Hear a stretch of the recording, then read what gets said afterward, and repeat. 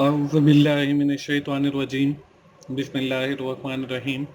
अस्सलाम वालेकुम दोस्तों, मैं हूं मोहसिन रज़ा और आप लोग देख रहे हैं virtual student support services YouTube channel. दोस्तों, जिन दोस्तों ने अभी तक मेरा चैनल सब्सक्राइब नहीं किया है वो जल्दी से मेरा चैनल सब्सक्राइब कर लें ताकि मेरी हर आने वाली वीडियो आप लोगों तक पहुंच सके और आप उससे सीख सकें।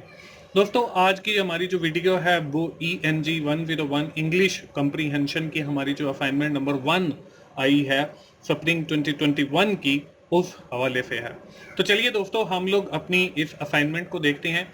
दोस्तों, इस असाइनमेंट के अंदर जो है हमें एक केस दिया गया है और इस केस के बाद जो है हमसे कुछ क्वेश्चन किए गए हैं। हमने उनको जो है रीड करके इस केस को, उसके बाद उन क्वेश्चन के आंसर करने हैं। वो ऑलमोस्ट आपके MCQs टाइप हैं।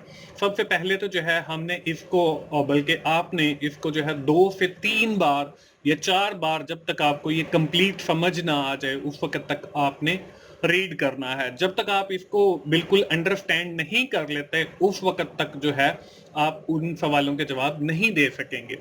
दोस्तों, केस क्या है? When an other old cave is discover in the south of France it is not usually new. हम जो है जब भी कोई नई केव गार जो डिस्कवर करते हैं तो वो हमारे लिए कोई नई बात नहीं है। Rather it is not ordinary event, ये कोई नया इवेंट भी नहीं है या आम इवेंट भी नहीं है। Such discoveries are so frequent these days, ये जो डिस्कवरीज हैं आजकल ज्यादा हैं। That hardly anybody pays heed to them.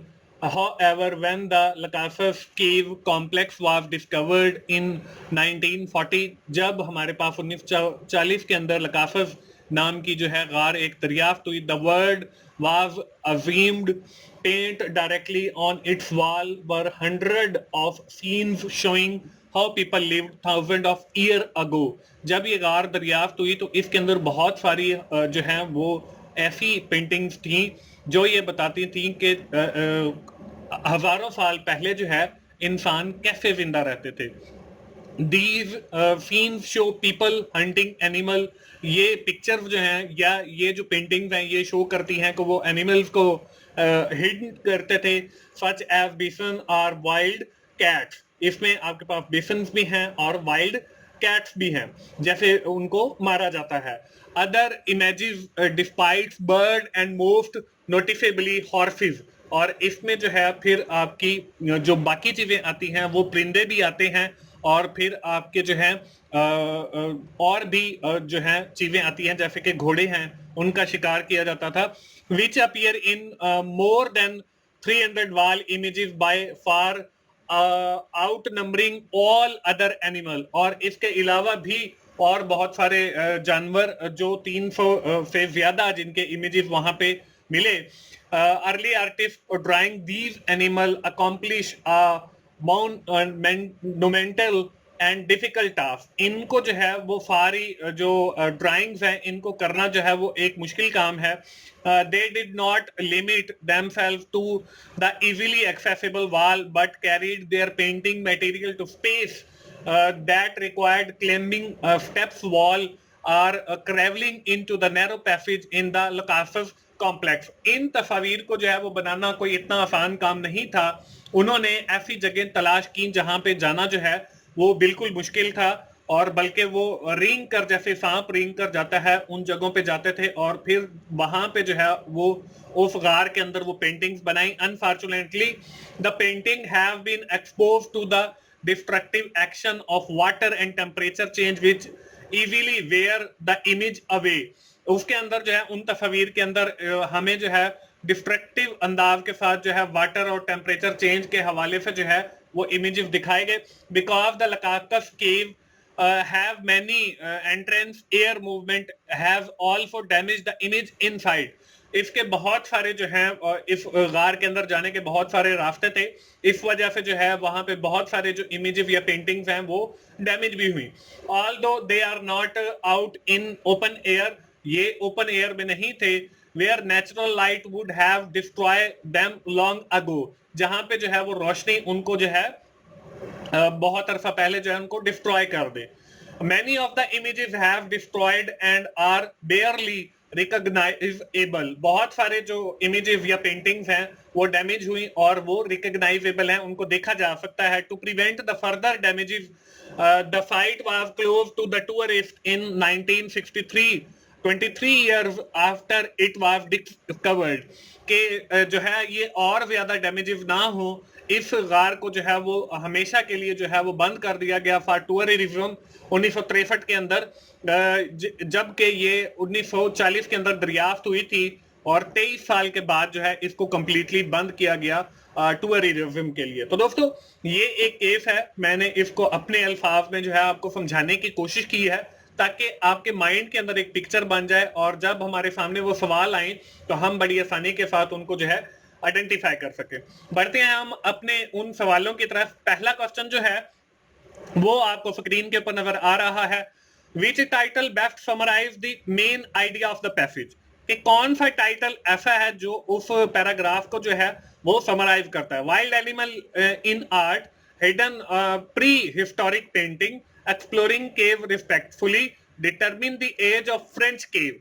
तो यहाँ पे जो है मेरे हिसाब से जो है वो हिडन प्री हिस्टोरिक पेंटिंग जो है वो इस सवाल का बिल्कुल ठीक जवाब आएगा।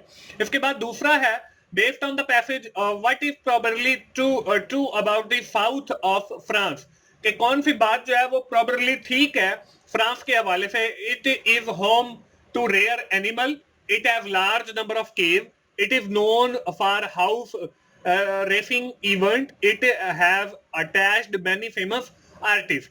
तो यहाँ पे जो है हमें इस पैसेज से ये पता चलता है कि फ्रांस जो है it have large number of cave, यहाँ पे जो है वो बहुत बड़ी बड़ी जो है वो गारें हैं या बहुत ज्यादा गारें हैं। तो ये बी ऑप्शन जो है ये इस सवाल का ठीक जवाब बनेगा। इसके बाद हमारे पास क्वेश्चन नंबर 3 है। According to the passage which animal appear most often on the cave wall, के वहां पे उस गार के अंदर जो है जो बहुत सारी वाल हैं वहां पे कौन सा एनिमल जो है ज्यादा पिक्चर के अंदर है। इसमें बर्ड्स है, बिसन है, हॉर्सेस हैं और वाइल्ड कैट्स हैं। तो वहां पे जो है मेरे हिसाब से इस पैराग्राफ को पढ़ने के बाद सी ऑप्शन जो है हॉर्सेस वो बहुत ज्यादा पेंटिंग्स के अंदर दिखाया गया। इसके बाद अगला क्वेश्चन है why was painting inside the Lascaux complex difficult task, कि वहां पे जो पेंटिंग बनाना क्यों मुश्किल टास्क है। It was completely dark inside, बहुत ज्यादा अंधेरा है। The cave were fully of wild animal, के वहां पे बहुत सारे जो है वो जंगली जानवर हैं।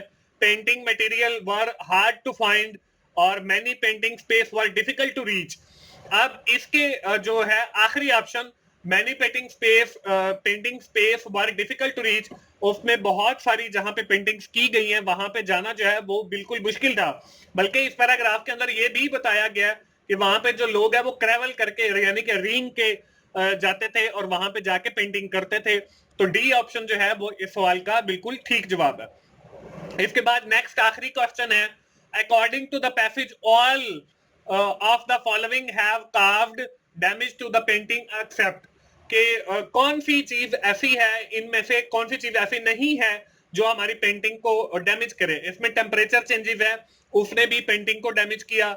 इसमें एयर मूवमेंट ने भी डैमेज किया, वाटर ने भी डैमेज किया। इसमें लाइट एक ऐसा ऑप्शन है जिसने हमारी जो पेंटिंग्स हैं उसको डैमेज नहीं किया। तो इसमें जो डी ऑप्शन है लाइट, उसकी वजह से हमारी जो वो कार्व नहीं है हमारी पेंटिंग के डैमेजेस की। तो डी ऑप्शन जो है वो हमारे इस सवाल का बिल्कुल ठीक जवाब है। तो दोस्तों इस तरीके से हमारा जो क्वेश्चन नंबर 1 है वो कंप्लीट हो जाता है। इसके बाद बारी आती है क्वेश्चन नंबर 2 की। अब क्वेश्चन नंबर 2 क्या है वो हम देख लेते हैं। Human need visual and lingual component in order to feel compelled toward something and descriptive writing in one of them. In fact, it is an art which is given individual chance to use their authentic sense and compose a new idea. Given below a picture and you have described in it 150 to 200 words. Your description should be concrete, well composed and grammatically perfect. अब यहाँ पे हमें बताया जा रहा है कि हम जो है वो एक न्यू आइडिया ले सकते हैं अपने माइंड के हिसाब से। इंडिविजुअल जब हमें कोई चांस अगर दिया जाता है तो यहाँ पे हमें एक तस्वीर दिखाई गई है एक चांद की और एक सीढ़ी है, उसमें एक बच्चा है, नीचे जो है वो हमें खेत दिखाए गए हैं। तो हमने क्या करना है, इससे जो है एक न्यू आइडिया लेकर एक हमने स्टोरी राइट करनी है, या एक कंप्रीहेंसिव पैराग्राफ राइट करना है जिसके जो वर्ड्स हैं वो 150 होने चाहिए या 200 होने चाहिए। तो दोस्तों यहाँ पे जो है मैं आप लोगों को बताता चलूं कि मेरा एक और YouTube चैनल भी है जिसका नाम 24/7 टीचर्स ऑनलाइन है। उसको बहुत सारे दोस्तों ने देखा भी होगा। मैंने तकरीबन को 20 जो आपके मुश्किल सब्जेक्ट हैं उनके किसी के ज्यादा लेक्चर हैं, किसी के कम लेक्चर हैं, वो रिकॉर्ड करके वहां पे रखे हैं। उस चैनल का जो URL है आपको इस वीडियो के डिस्क्रिप्शन में भी मिल जाएगा। तो आप 24/7 टीचर्स ऑनलाइन को जरूर विजिट करें और वहां पे आपके ये जो सब्जेक्ट इंग्लिश है, ENG 101 इंग्लिश कंप्रीहेंशन, इसके भी कुछ लेक्चर 10 आई थिंक है वो मौजूद है। मैं इंशाल्लाह कोशिश कर रहा हूं कि और भी लेक्चर रिकॉर्ड करूं, तो आप उन लेक्चर से भी जरूर फायदा उठाएं और 24/7 टीचर्स ऑनलाइन को जरूर विजिट करें। दोस्तों हम बढ़ते हैं इस क्वेश्चन के सोल्यूशन की तरफ। यहाँ पे मैं एक पैराग्राफ आप लोगों के साथ शेयर कर रहा हूं जो 150 से 200 वर्ड्स के दरमियान का है और उसमें मैंने अपना आइडिया शो किया है, तो आप लोग उसको अपने अंदाज में भी लिख सकते हैं। दोस्तों पैराग्राफ आपको स्क्रीन के ऊपर नजर आ रहा है। In the given picture we have seen a child, हम जो है वो एक बच्चे को देख रहे हैं उस तस्वीर में, who wants to reach at the moon for this purpose you have seen a stair from earth to moon. वो जो है बच्चा चांद के ऊपर जो है वो जाना चाहता है, उसके लिए जो है उसने एक सीढ़ी भी लगाई, हमें दिखाई गई है पिक्चर के अंदर, जो कि जमीन से लेकर चांद तक है। It is very difficult to reach at the moon और we are also known very familiar about that के चांद के ऊपर जाना जो है वो एक मुश्किल काम है। But in this picture the child wants to prove nothing is impossible in this world. अब इस पिक्चर के अंदर हमें यह दिखाया गया है कि कोई भी चीज जो है दुनिया के अंदर नामुमकिन नहीं है, बल्कि उस बच्चे ने डिस्क्राइब किया है।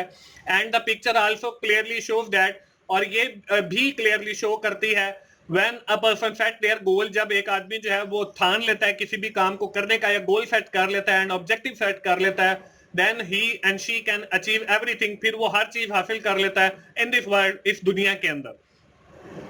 इन दिस पिक्चर, इस पिक्चर के अंदर द चाइल्ड सेट देयर गोल, उस बच्चे ने भी जो है वो ठान लिया, बल्कि अपना गोल सेट कर लिया अपने माइंड के अंदर, इन हिज और हर माइंड, दैट ही और she wants to reach at the moon at any cost, कि वो किसी भी कीमत पे जो है वो चांद पे जाएगा और to achieve the set objective, वो उस मकसद को हासिल करने के लिए ही she can be do everything, वो उसके लिए हर वो काम करता है to reach at the moon, चांद पे जाने के लिए। तो दोस्तों ये मैंने एक आइडिया दिया है कि आपने जो है वो कैसे लिखनी है। आप इनमें से भी कुछ लाइंस ले सकते हैं और अपनी मर्जी से भी कुछ लाइंस लिख के आप अपना ये पैराग्राफ बना सकते हैं। तो दोस्तों ये थी हमारी आज की असाइनमेंट ENG 101 की इंग्लिश कंप्रीहेंशन की।